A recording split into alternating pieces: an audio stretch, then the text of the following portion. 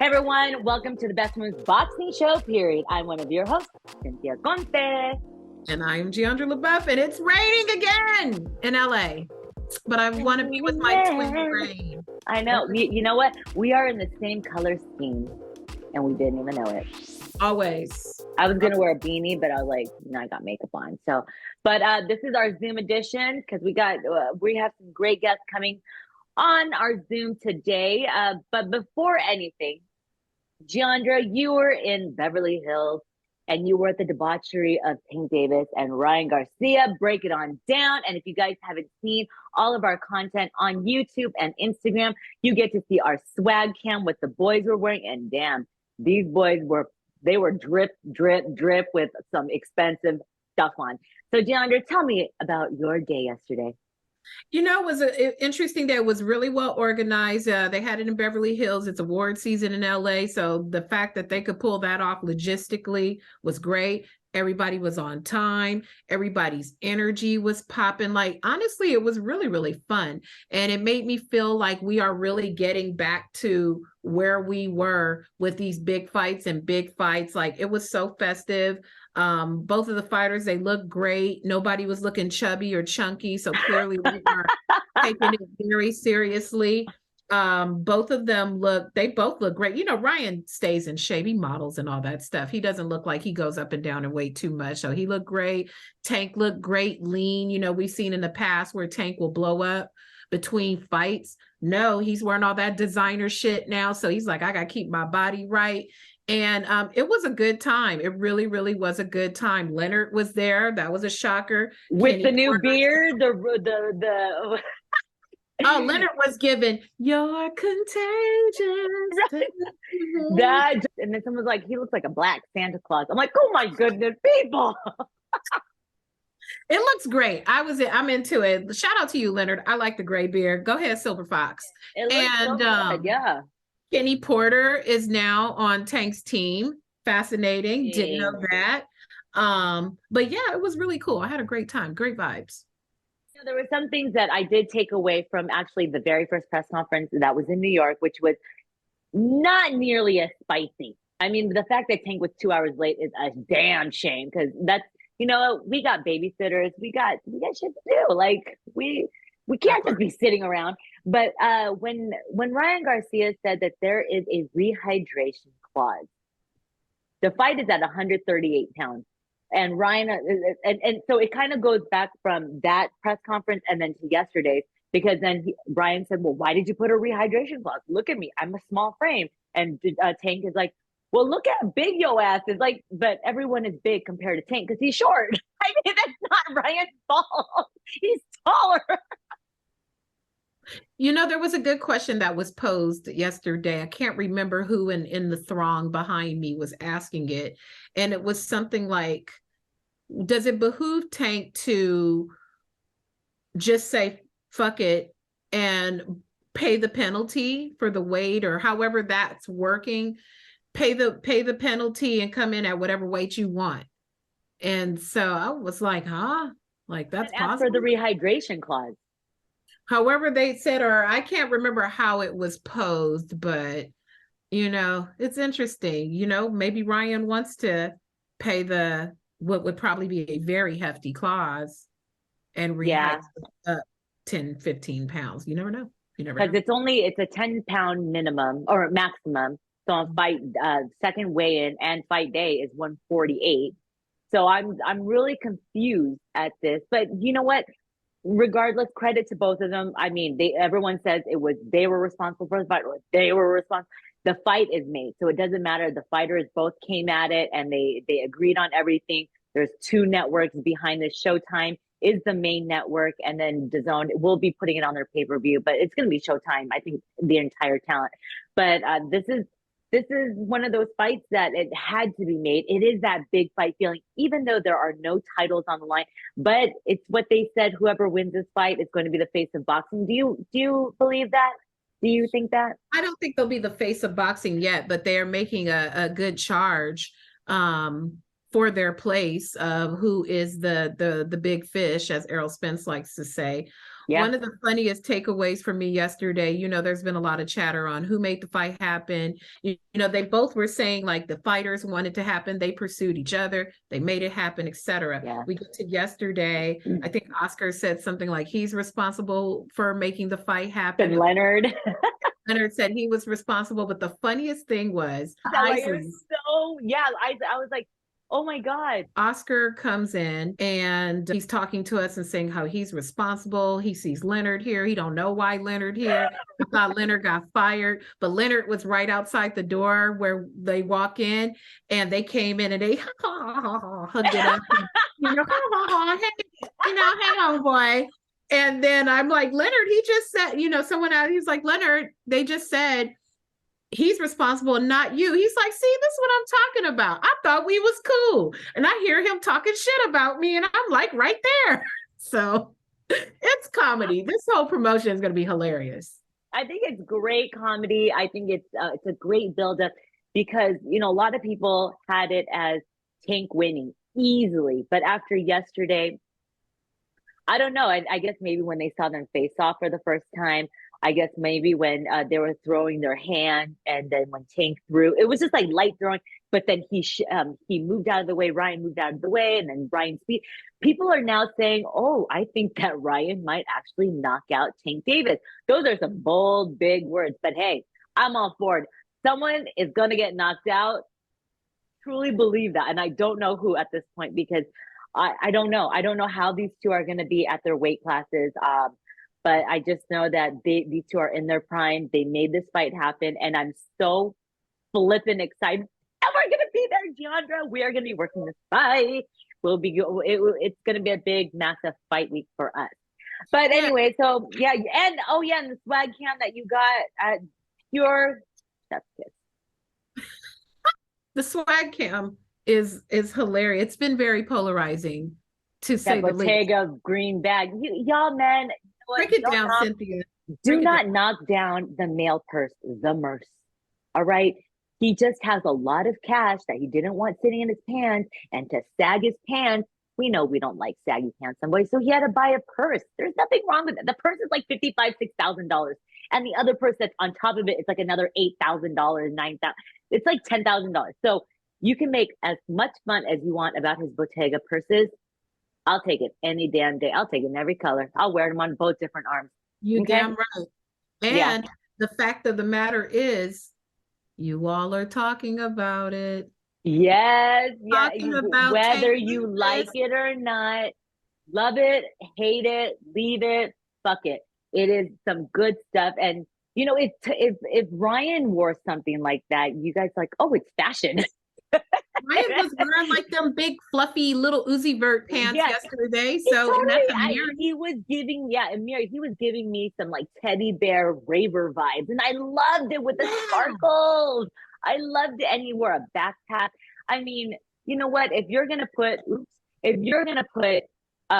be able to put some brands on you, you're gonna want to put the flyest brands on your shit. Give us, a couple of Rolexes. We'll wear everything. I'll wear all that. I will be dripping in everything, and I'll be taking selfies on the toilet if I have to. Okay, walking out there looking like a rack in a store with all the shit hanging from me. And at the end of the day, let us remember this, friends.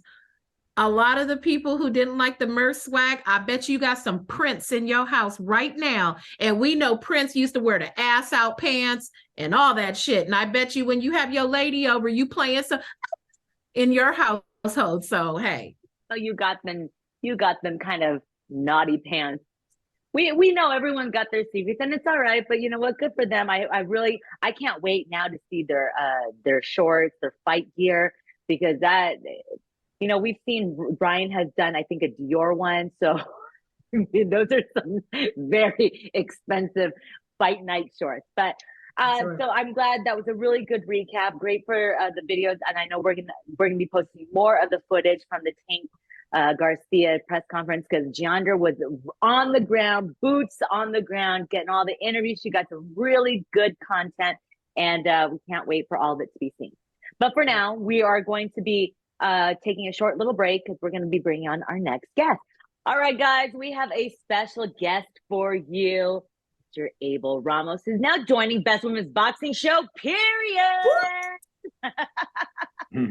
Welcome. You are a newbie to our show because, our show hasn't been around too long, but you are gracing. If you were actually in studio, you would be gracing the Brown Table Talk with us. But thank you for joining us. I know that you are busy getting ready to be on the card of the Benavidez versus Caleb Plant card in March 25th here in Viva Las Vegas. How are you feeling? I'm so sorry we're taking you out of camp, but we are important too. You have to talk to us. Yes, of course. Yeah, I'm feeling great. Training has been going great. I'm ready. I just can't wait. It's 2 more weeks of training, and it's time to get it on. Is it comforting? Is it comforting to be able to kind of lay in the background and really focus on your fight? There's so much hype and discussion between Benavidez and Plant, but they get to take the lion's share where you get to focus on the camp. Is it good that you have a main event that's just so with each other? Yes, of course. I'm even excited about that main event. But yeah, it's cool that we get to lay low a little bit and just focus on our training, and because it's hard training. You whatever time off you have to take advantage of it and take that risk because we're just training hard. The gentleman that you're going to be stepping into the ring with is Cody Crowley. He's an undefeated fighter, and the name alone, his nickname is called the Crippler. People choose their names for certain reasons because of things that they do in the ring. What do you know about this gentleman? Yeah, I think he probably has that nickname because he likes to put a lot of pressure. Well, I mean, that's what I heard he said. Okay. He likes to put pressure on fighters, and but that's good. That's something that we've been training for, and I'm hoping he comes in and puts pressure on me. You like pressure. You're a pressure fighter yourself. I mean, you've been in the ring with many people, Regis Prograis, and he's one of the biggest pressure fighters. I'm a precious. Ivan Baranchik. So those are big fights that you had on earlier in your career. Unfortunately, you lost, but those were big learning lessons for you to be on the big stage on a very big card. Yeah. Like you said, those were big lessons for me. I took them early in my career. But that's what gets me that mental edge, that I've been with the best of the sport, and I'm taking that in March 25th. You have a team around you that supports you, trainer, and all the people that help you get to fight night. How involved are you with watching even film on your opponent? Have you watched anything or any fights of his from the past, or do you leave that to your team? And if you have watched any of his fights, what fight taught you the most about who he is? He doesn't have a lot of fights online, but I've watched the ones that he has, and but I leave that more to my team, more to my brother, who's my trainer. He's the one that studies the film. But yeah, I like to watch my opponent always. I'll watch a tape, and then I'll just focus on training, and whatever my brother tells me, we'll work on that. When you get to training with your brother, do you look at specific moves that a fighter does? I mean, this is a lot of strategy discussion, and feel free to say, mind your business.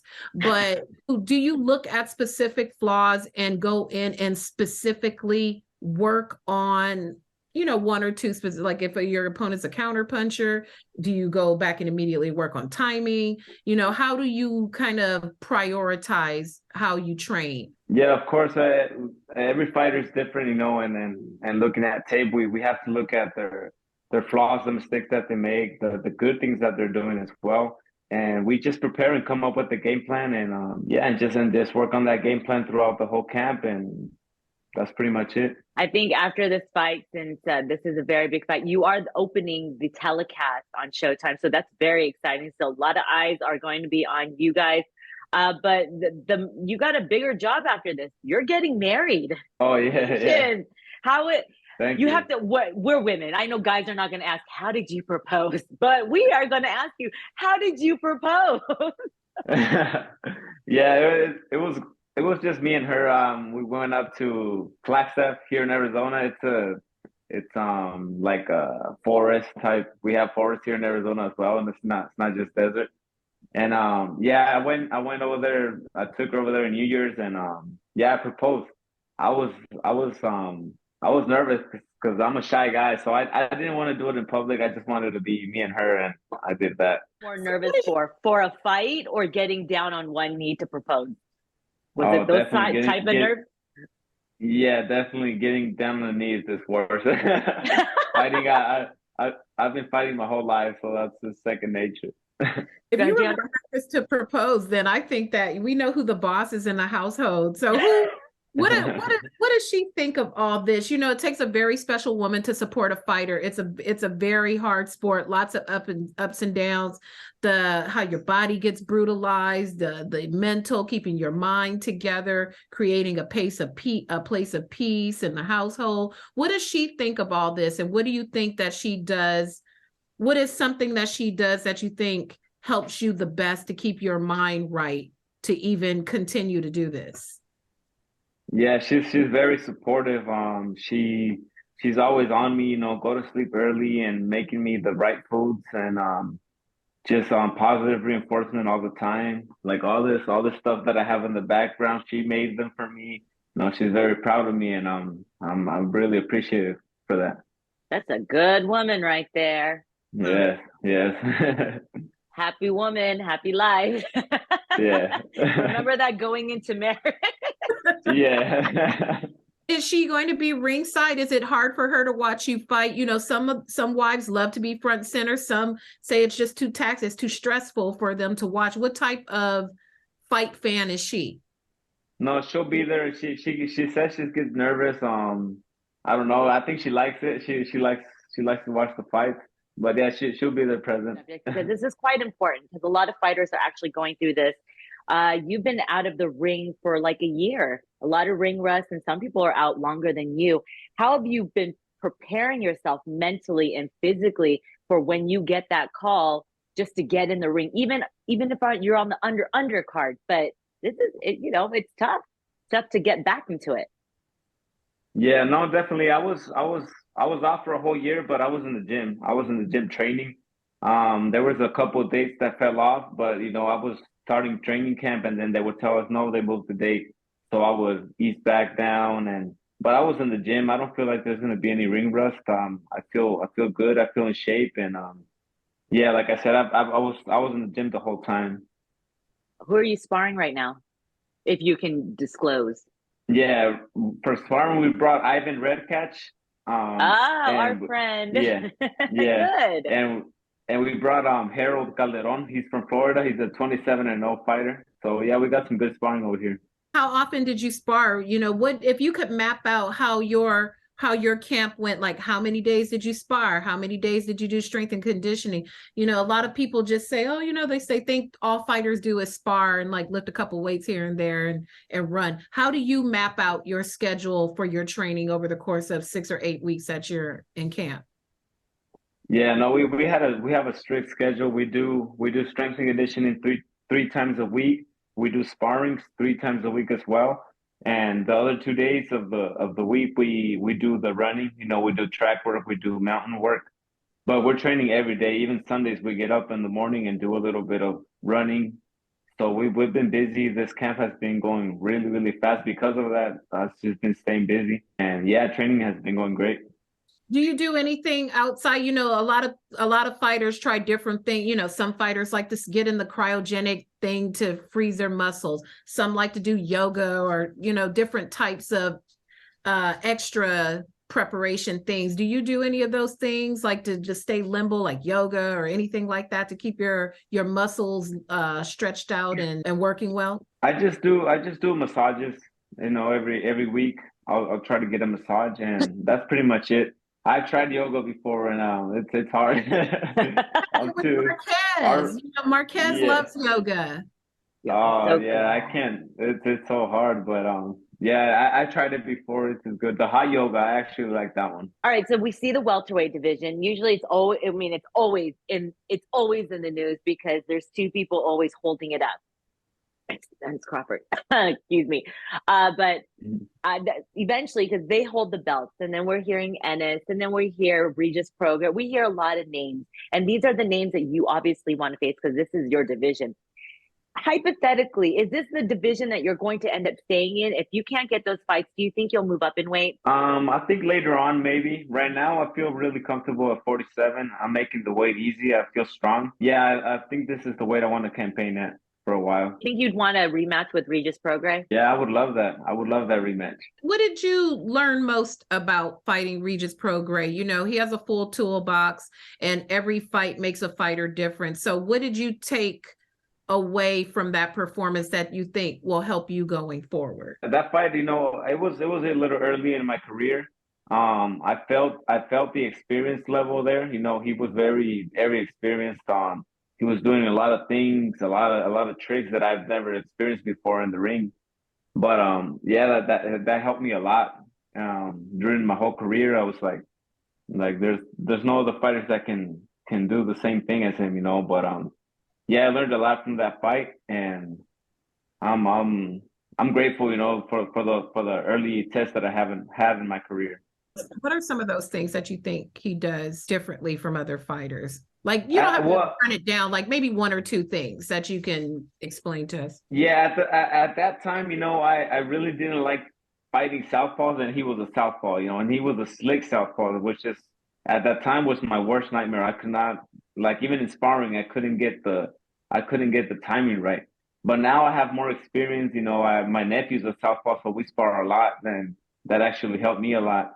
And I think for me, that was the biggest thing for me at the time. Oh yeah, you better get all the sparring in with your nephew because Crowley is a southpaw.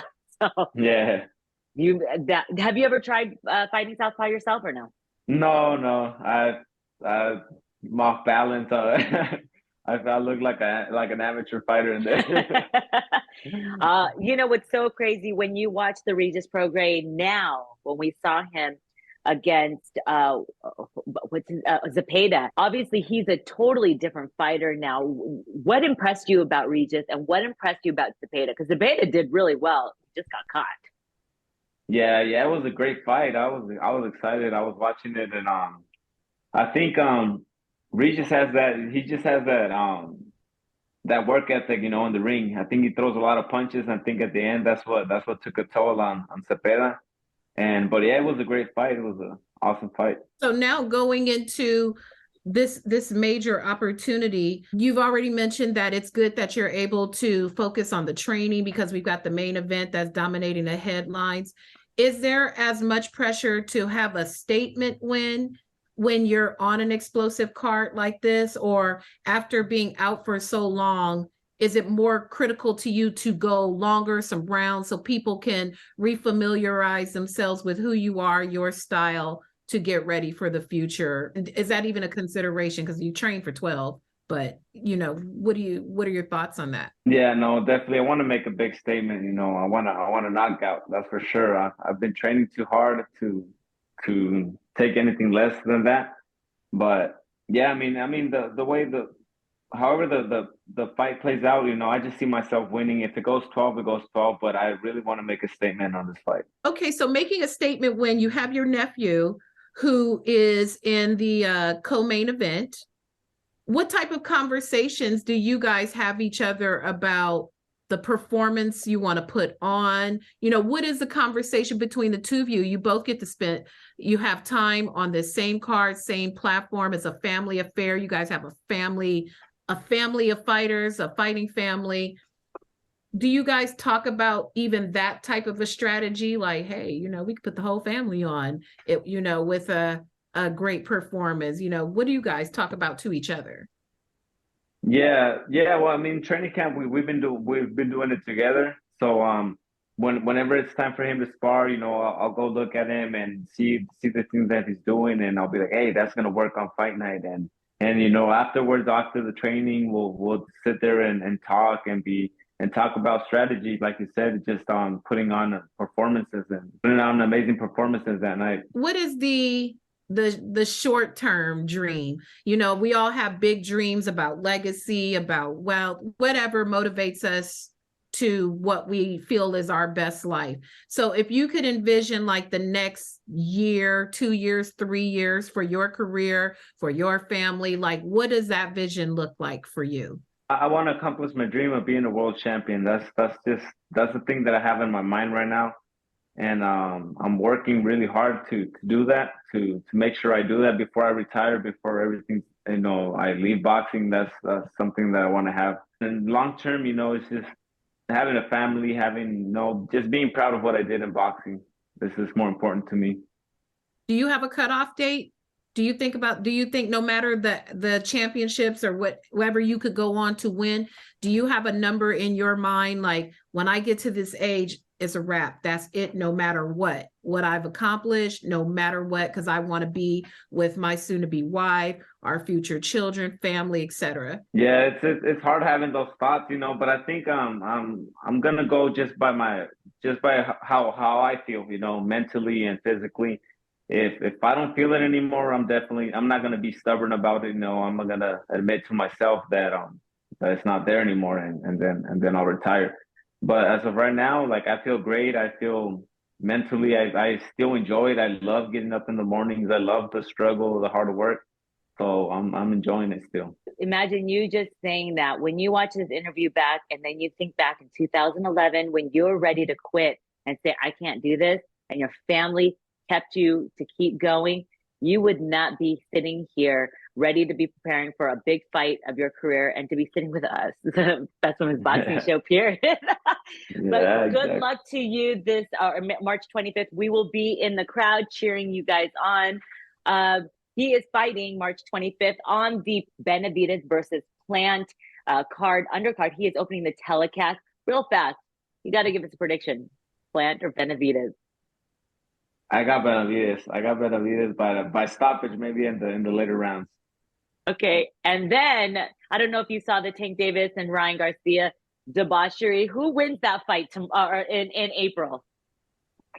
I got to give the edge to Davis just because of his experience, and I think he has more in his toolbox. I think if it gets complicated for him, he can box, he can move, he can make it a little bit easier. But it wouldn't surprise me if Ryan catches him with a good shot, and ends the fight. But I'm excited about that fight. After yesterday's press conference, a lot of people were kind of going, oh, maybe Ryan might chin him.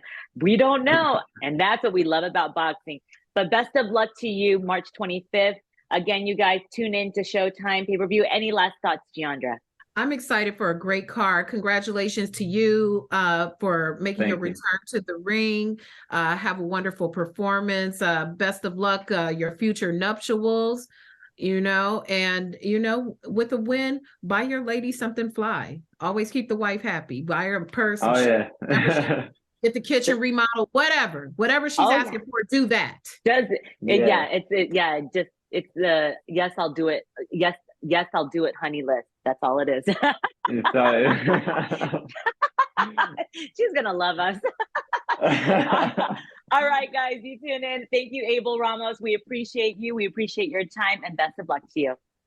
Thank you, guys. Thank you guys for having me. To come back in the ring after a year, I bet you the nerves are there. It's like, you get those butterfly nerves times a million, because it's not like we've ever been in the ring to get hit.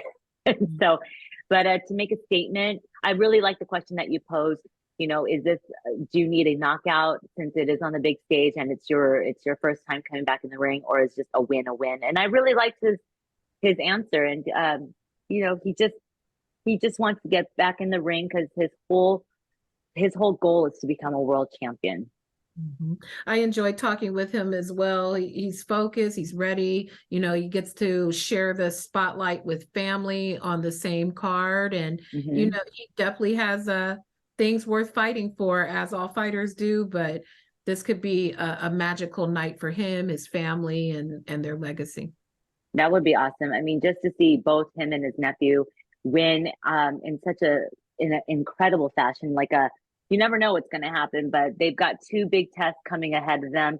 I can't wait to see what they come up in the ring. And just him, talking about what made him more nervous, a fight or proposing to his girlfriend. We have to ask, like I said, guys are not oh, how did you propose? Did you play a song? It's like, we want to hear like, oh, but we want to hear it all, because all of these things shape the fighter that we see. And I think it still gets lost too much, especially with all the arguing that we see in social media. These are people. These are people who have families, who love them and care about them, and they are sacrificing their bodies. Obviously they're prize fighters, but it's for our entertainment. And so I love knowing the things that bring a person to that point. So that's pretty dope. I hope he does. I hope he in the next coming fights he'll get some big wins under him, because I would love to see a rematch against Regis Prograis. Like if he wins in outstanding fashion, and knowing what he knew now, what he knew about Regis, saying he was a slick southpaw, and just the stuff that he came out with, we saw what Regis is all about. He's a different fighter, but a much elevated fighter. And if Abel is able to get those big wins and show an impressive showing, you never know. Regis is always down to fight, because apparently no one else wants to fight him. Sure, for sure. So, and why not? But it all just comes down March 25th that we're going to be excited, because we'll be there fight week. You will be there. When you see us, say hi, tell a friend. Come and say hi to us. I know. So, anything else, Jay? Anything else that the world has got to know? The world has got to know that you should be subscribed to our channel, all our social networks. When you see us out in the streets, don't just say, hey, I've been seeing you doing your thing. If you're not subscribed, liking, sharing, commenting. So it's International Women's Month. Support your girls. It doesn't cost you anything to support us, especially this month in particular. Oh, yeah. And I don't know, do we have any more shirts for sale? I'm not even sure. Yeah, we have we have some more. Okay, well, we do have some shirts for sale. I know that we don't have like smalls. We have like probably like larges and extra larges, I believe. Wear its pajamas, get a double XL. Yeah, those are so cute. Buy it for your girl and just make it so cozy and comfy. And you can always have her cut it up really cute. Oh, that's cute. Okay, well, that's another one for us in the can for our Zoom edition for Best Women's Boxing Show, period. I'm Cynthia Conte. I am Jeandra. Les Zoom, LeBeauf. Les Zoom, LeBeauf. All right, guys. See you guys at the fight. Bye, guys.